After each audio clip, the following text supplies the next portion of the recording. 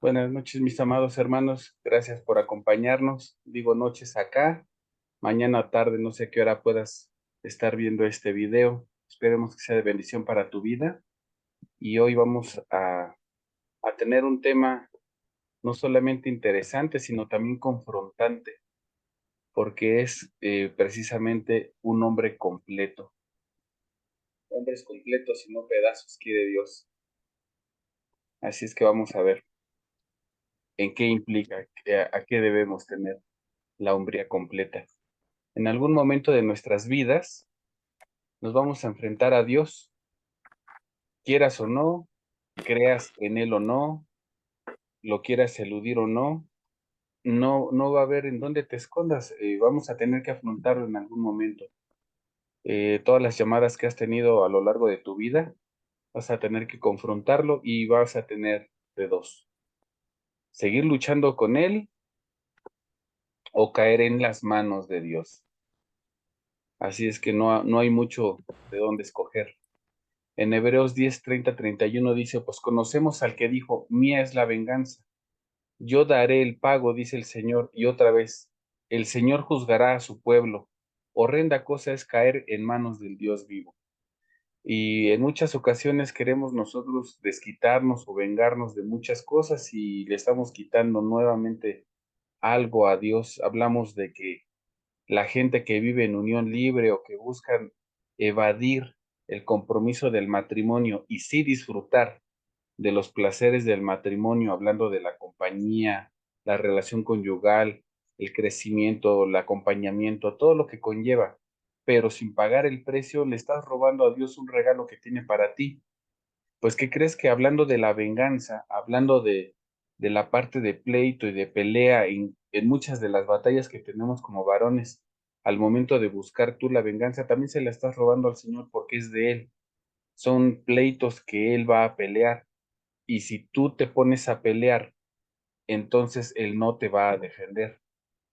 El luchar con Dios es cuando sabemos que Él existe. Luchar con Dios es estar al lado de Él, a la par de Él, teniéndolo como nuestro resguardo, no que vayamos a confrontarnos con Él.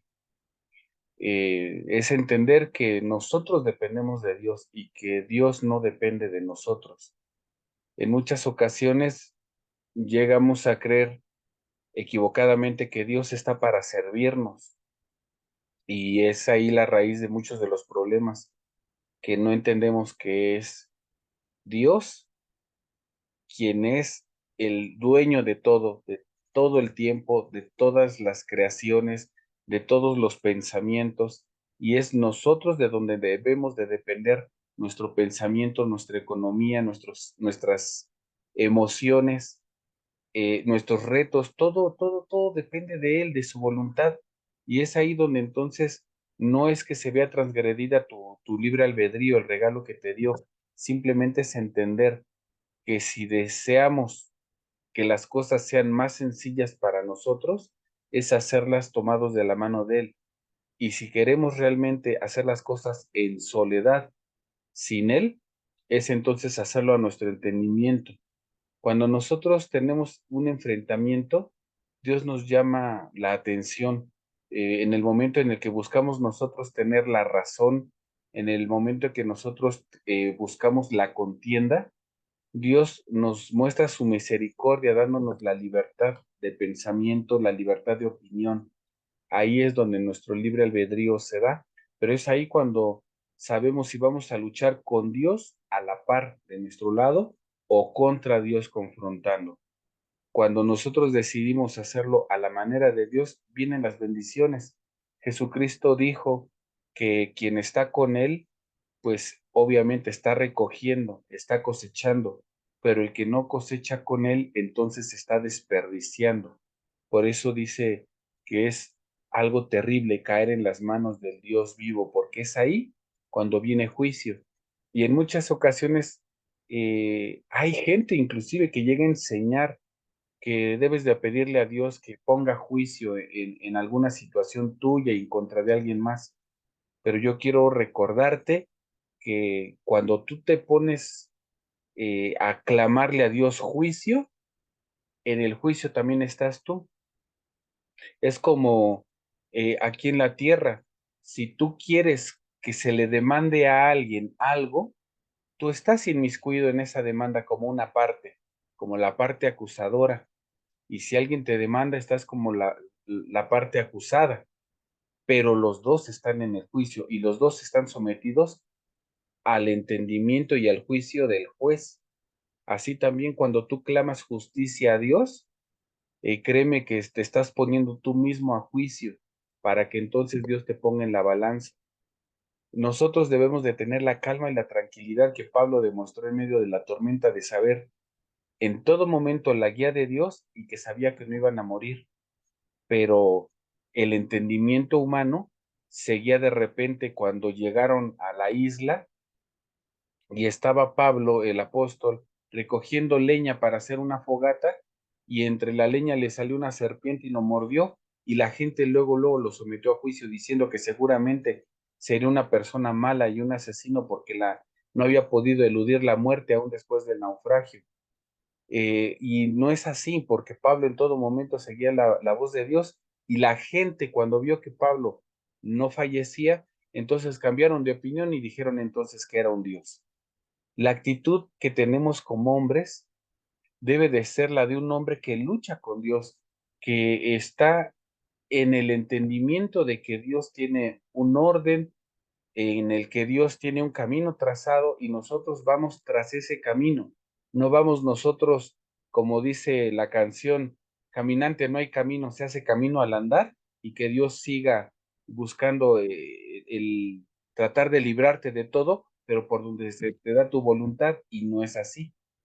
Cuando Jacob luchó con Dios, fue bendecido, y hemos platicado que no debemos de malinterpretar que Jacob contendió en una pelea directa con Dios. Con lo que peleó Jacob fue con lo que estaba influenciando a su hermano Esaú. De la lucha con el Señor salió transformado Jacob. Ya no fue llamado Jacob, se le cambió el nombre, se le llamó ahora Israel, porque precisamente en el momento en el que tú peleas con Dios, en el que peleas al lado de Dios, a la par de Dios, con Dios de tu parte, entonces ya no vas a ser el fracasado, ya no vas a ser el mediocre, ya no vas a ser el a medias, porque como Dios es un Dios de excelencia, te va a enseñar a ti a ser excelente. Y al hacer las cosas en excelencia, simplemente por ley, ya tienes un resultado de excelencia, un resultado diferente, pero además trasciendes a los niveles sobrenaturales, porque estás con un Dios sobrenatural, un hombre con sueños y visión como lo fue José, por ejemplo.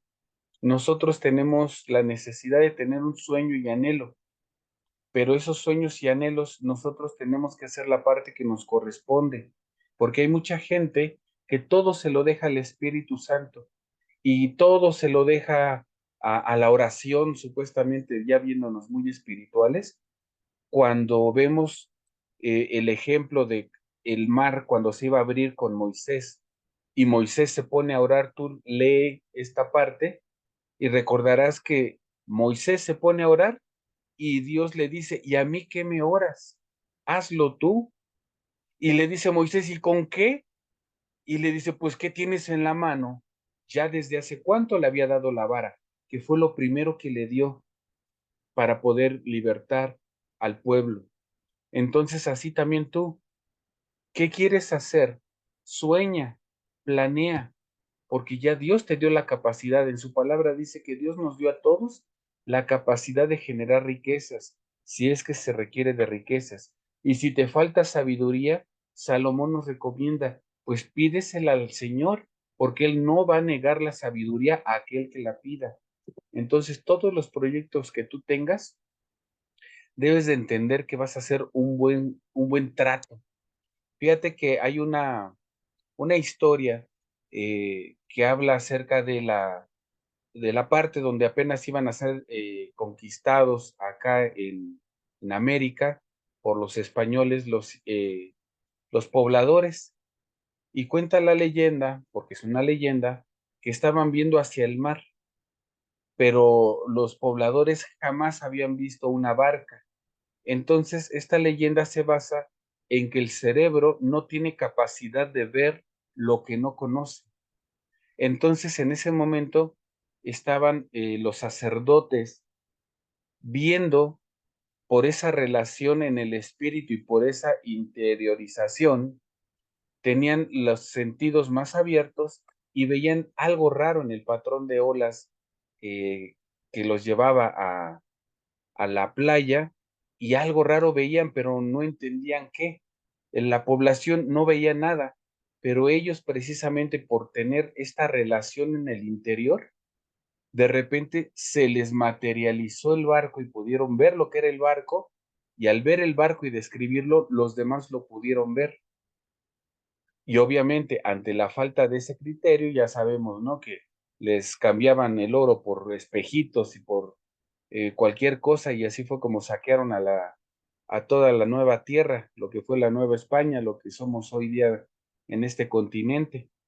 Pero el punto de todo esto es la ceguera en el espíritu. Cuando tú tienes un Dios sobrenatural que hace milagros, pero tus ojos, tu espíritu, tu interior, tus ojos espirituales me refiero, no están entrenados para ver lo sobrenatural, no estás acostumbrado a ver milagros, entonces pues simplemente pasas desapercibido ante el mundo sobrenatural.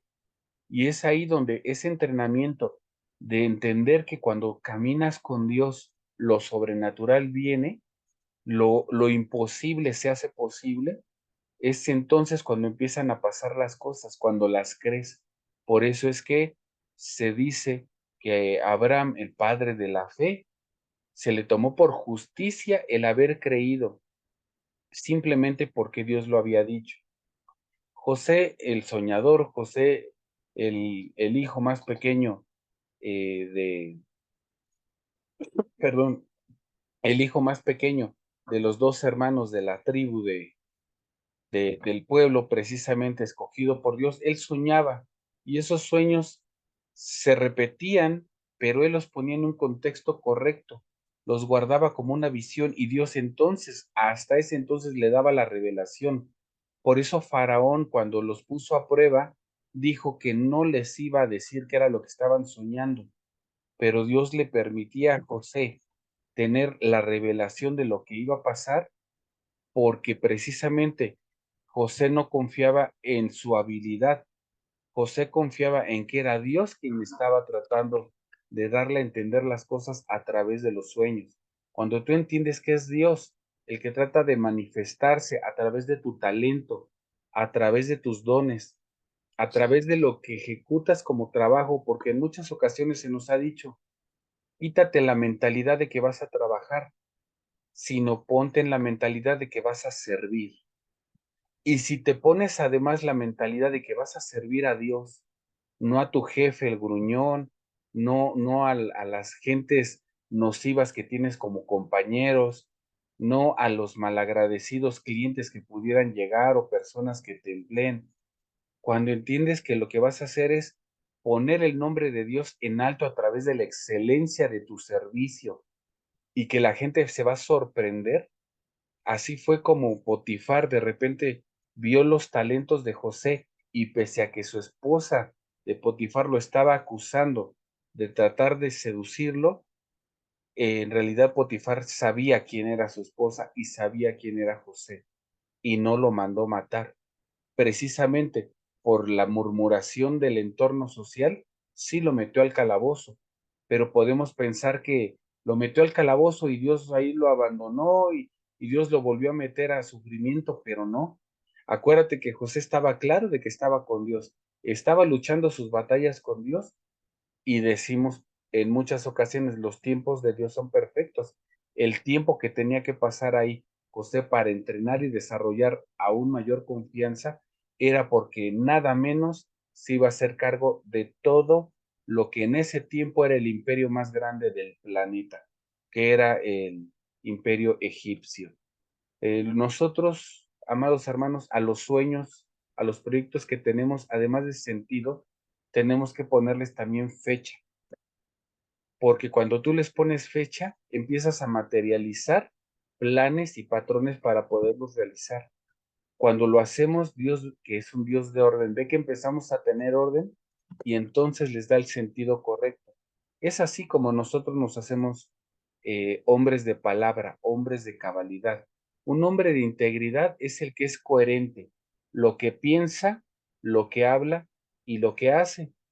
Una persona que no es coherente lo que piensa y lo que habla, la verdad es que clínicamente tiene un nombre, es loco, por ejemplo, porque piensa una cosa, dice otra cosa y hace algo diferente, está totalmente dispar con todas sus acciones, no tiene integridad.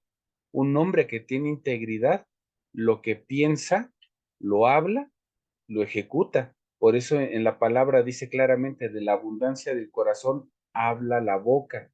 Y es en esos dichos donde tú puedes darte cuenta cuando una persona fantasea, habla de sueños que en realidad no son sueños, sino son fantasías. Esa es la gran diferencia entre un sueño, que es una meta, algo que te estás proponiendo, a una fantasía que solamente puede ser real si está alineada a la voluntad de Dios.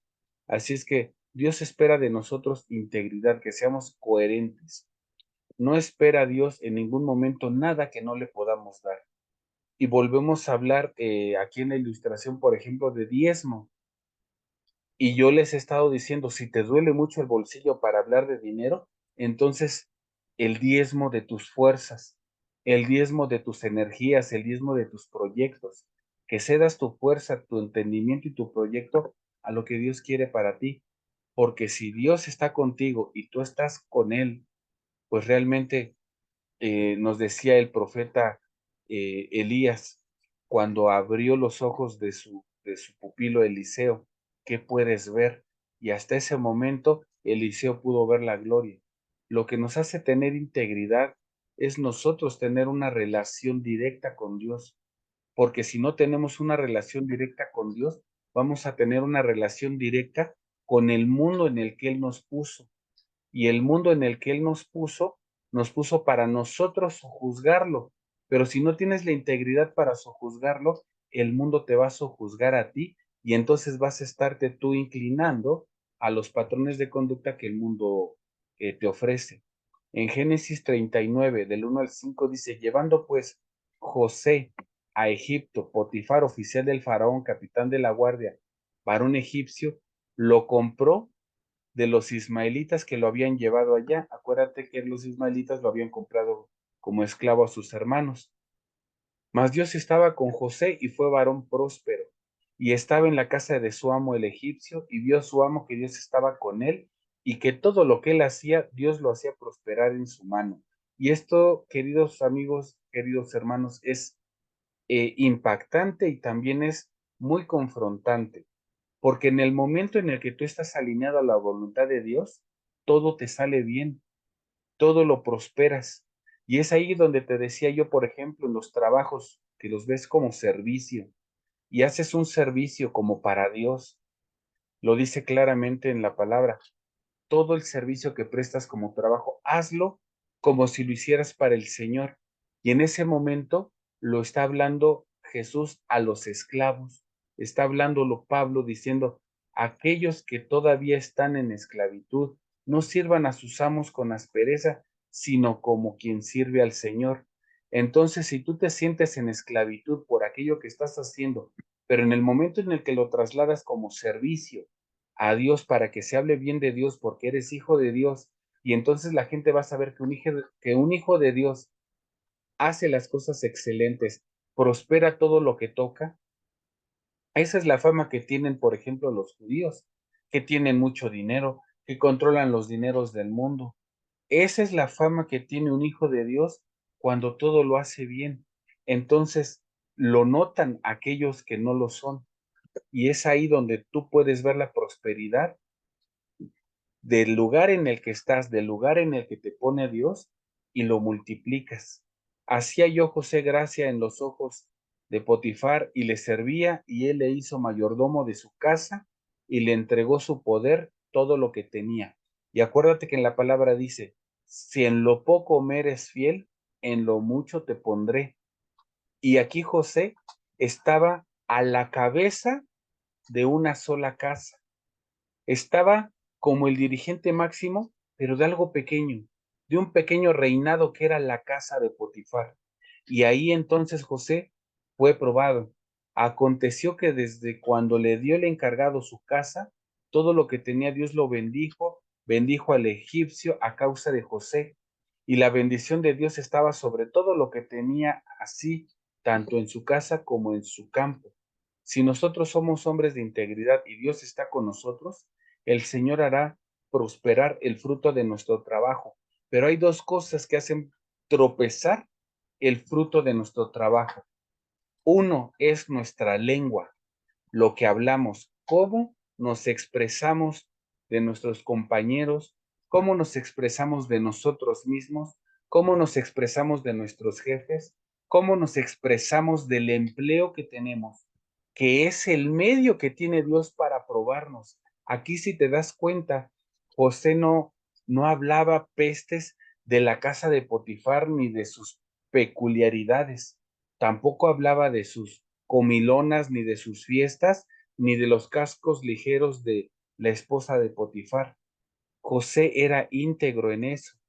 Y la otra parte que nos hace echar a perder la prosperidad del fruto de nuestro trabajo es el alineamiento sexual.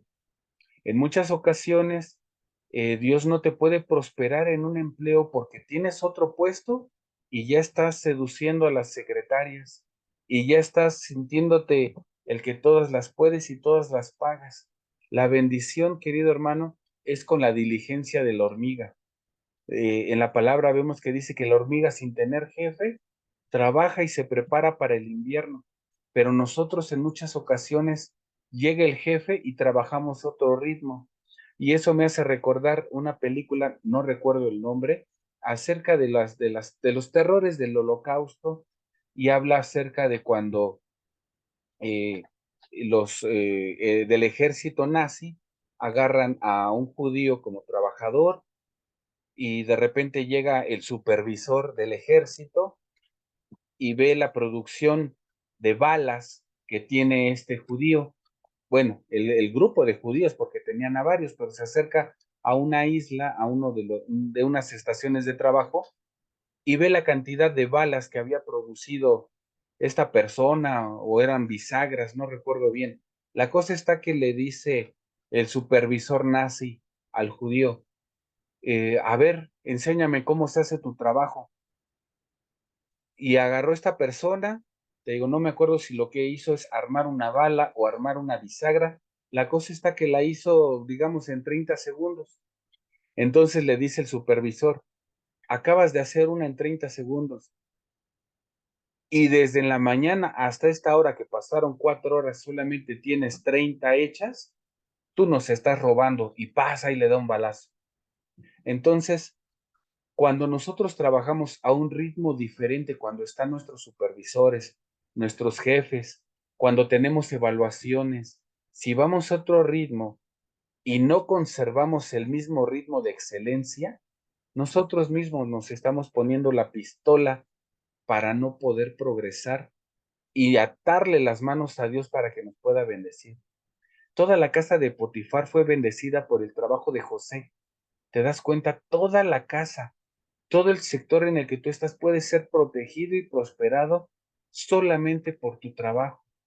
Acuérdate que Abraham, cuando estaba negociando con Dios para que no fuera destruido Sodoma y Gomorra por lo que hacían, decía, pero si solamente encuentras a un justo, ¿por qué no pensar que ese justo que fue enviado a ese empleo, a ese lugar de trabajo, eres tú? Dice aquí, a tal grado que dejó en sus manos todo lo que tenía. Imagínate, ¿a qué confianza habrá llegado? Si nosotros dependemos de clientes y los clientes se nos amontonarían y se nos arrebatarían, ¿por qué? Por saber la calidad de lo que hacemos. ¿Tú por qué crees que la gente que vende un café en la calle a 10 o a 15 pesos gana y vende diferente a, por ejemplo, Starbucks, que te vende también una taza de café en 80 pesos.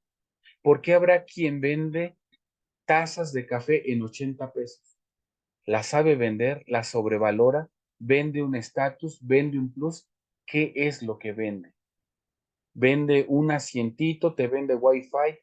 Ese tipo de cosas suman para hacer un grado de excelencia. No son simplemente banalidades lo que hacen prosperar a grandes empresas. Un hombre que sirve, un hombre que ha encontrado su hombría verdadera, que está en la excelencia de servir a Dios y en la excelencia de caminar dependiendo de lo que Dios dice, hace y permite, no por lo que precisamente está conquistando. Cuando un hombre aprende a servir, está aprendiendo a ser hombre. En su casa, cuando aprendes a servirle a tus hijos, cuando aprendes a servirle a tu esposa. Qué angustia, porque en muchas ocasiones tenemos esposas angustiadas por la economía en casa. Y nosotros podemos ser muy espléndidos con los amigos y de repente gastarnos un tercio de lo que ganamos con los amigos en una comilona o simplemente en un convivio, en una tomadera, en qué sé yo.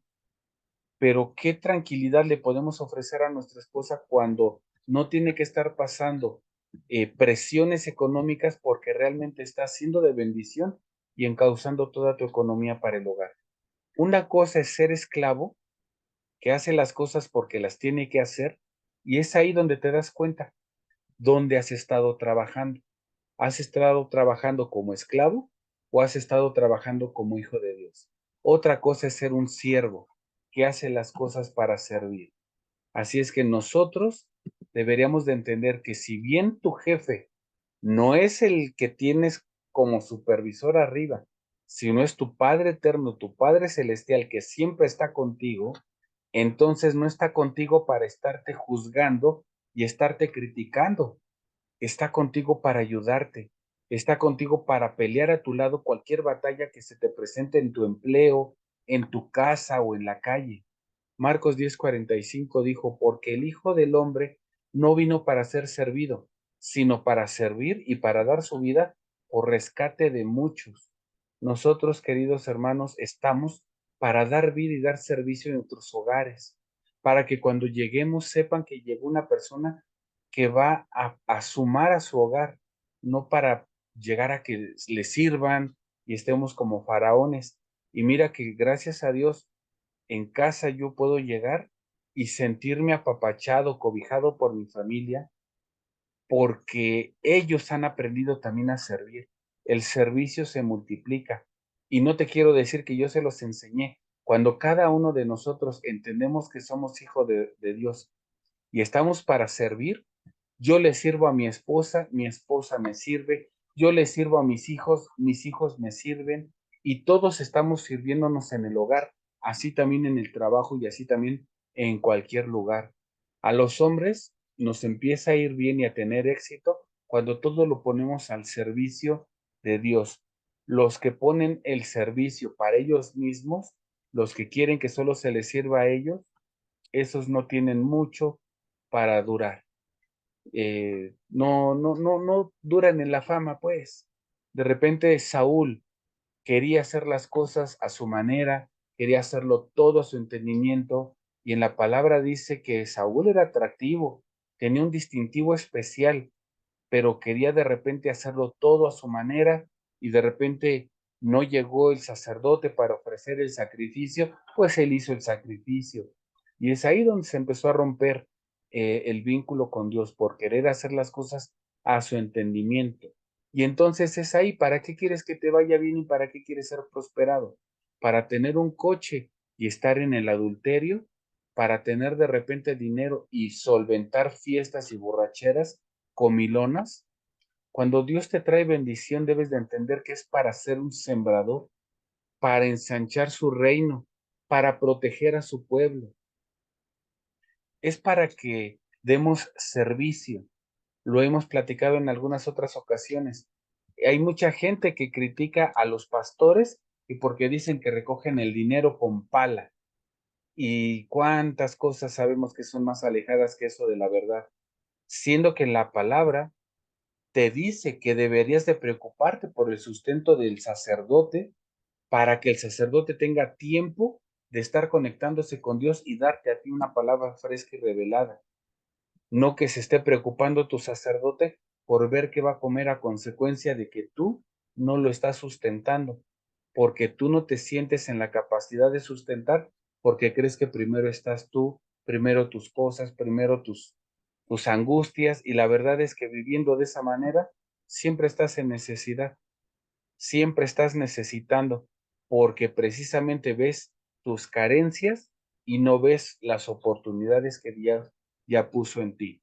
El hombre que sirve es el que puede recibir no solamente poder, sino también autoridad. José, una vez que tuvo este cumplimiento y pasó la prueba en casa de Potifar, fue llevado a otro nivel. Si nosotros no aprendemos a servir y a ser siervos, Dios jamás nos dará poder y autoridad, porque una persona mediocre con poder y autoridad solamente está lastimando. Por eso es que hay mucha gente que llega a una iglesia y llega a decir que lo lastimaron los hermanos, que lo lastimaron los servidores, los ujieres, los pastores, todo mundo lo lastima. Y en el momento en el que se le da poder a esta persona para que entonces haga, por ejemplo, el liderazgo como considera debe de ser, se convierte en un tirano. Nosotros debemos de obtener respeto, admiración y reconocimiento a través del servicio. Cuando tú estás sirviendo, dice el dicho, si sirves, entonces sí sirves. Y si no sirves, no sirves. ¿Entiendes el juego de palabras? Un hombre de bella presencia. En Génesis 39 del 5 a 6 dice que aconteció que desde cuando le dio el encargo de su casa y todo lo que tenía, Dios bendijo la casa del egipcio. A causa de José, la bendición de Dios estaba en todo. ¿Y qué crees? Las mujeres lo empezaron a anhelar. Dejó todo Potifar en las manos de José. Ya Potifar no se preocupaba de ninguna cosa, solamente de lo que comía, y era José, dice aquí, de hermoso semblante y de bella presencia, porque una persona que le sirve a Dios, que hace las cosas como para servirle a Dios en todo momento, se hace bello. En la palabra dice que la hermosura de la mujer está en su sonrisa, no está en sus medidas, no está en todos los productos que se pueda poner, y en un varón también, no está precisamente en los rasgos físicos. La belleza del hombre está en lo que protege, en lo que provee. ¿Y cuántas veces no te ha tocado ver de repente a mujeres que parecen de verdad modelos con hombres que parecen la mole de feos? Pero son todos unos caballeros y están con ellos porque las tratan como una dama, porque el servicio, como te digo, se ve. Los hombres que son hombres tienen su mirada puesta en el Señor y las manos siempre listas para servir. Un hombre que resiste la tentación empieza a tener éxito, pero es cuando más peligra su integridad y la vida, porque es entonces cuando viene la prueba, como te digo, no solo de lo que habla, sino viene la prueba sexual. Aconteció después de esto que la mujer de su amo puso sus ojos en José y le dijo, duerme conmigo. ¿Tú qué harías si de repente aquella que se te resistió de repente te dice, duerme conmigo? José no cayó en la tentación, de manera que él huyó.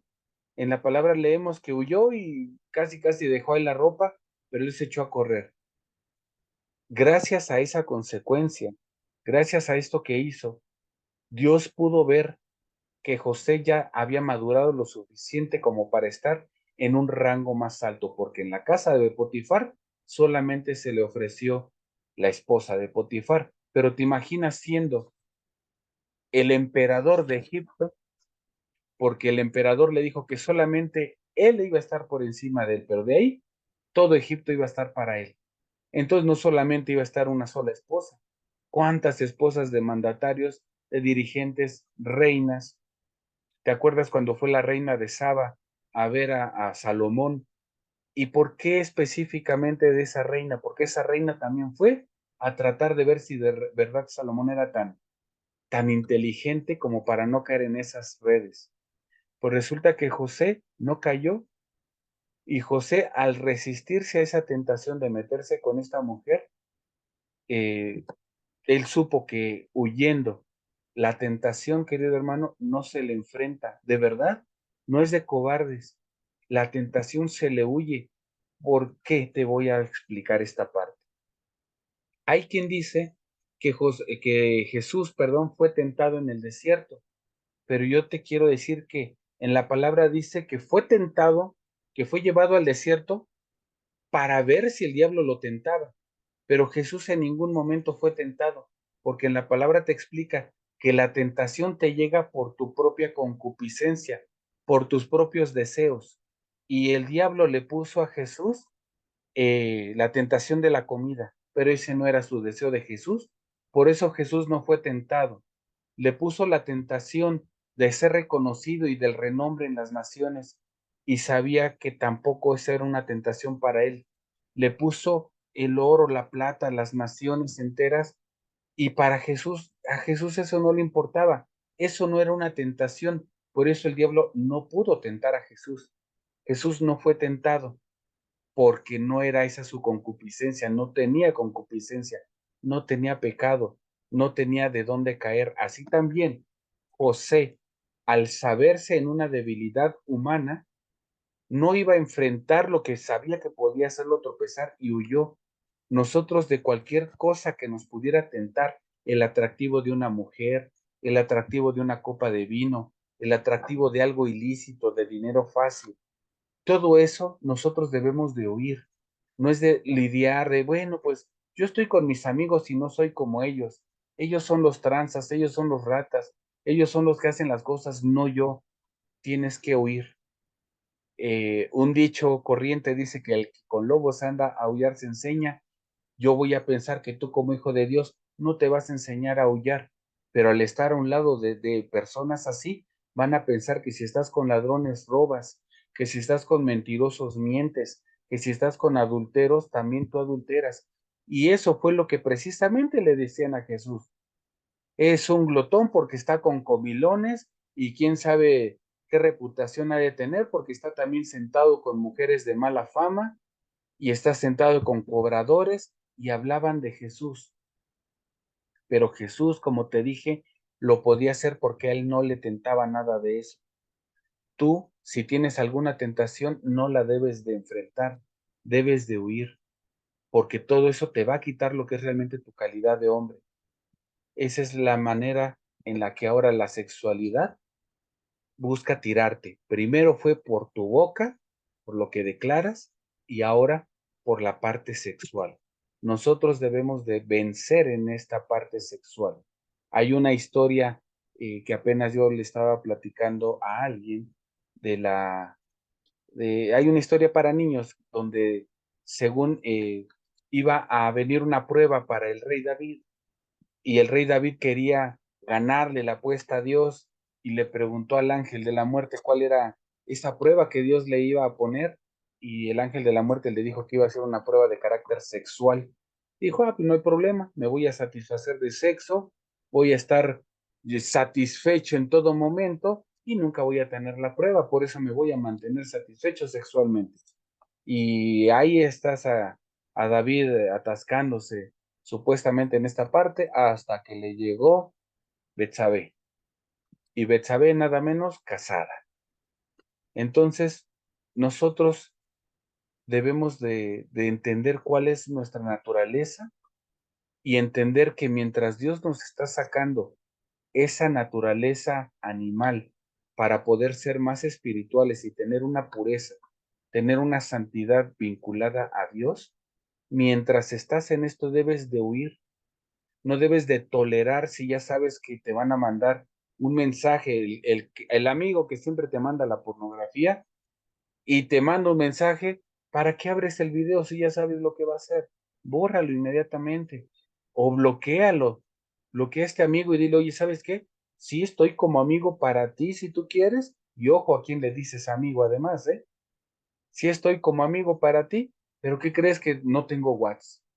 No le estás mintiendo porque no tienes WhatsApp para él y no estás cortando la comunicación porque ante una emergencia y una necesidad que él tenga, le vas a poder recibir un mensaje de texto normal donde no puede mandarte videos, donde no puede mandarte pornografía ni cadenas, y te puede hacer una llamada. En realidad no te estás cortando a realmente ayudarle y servirle.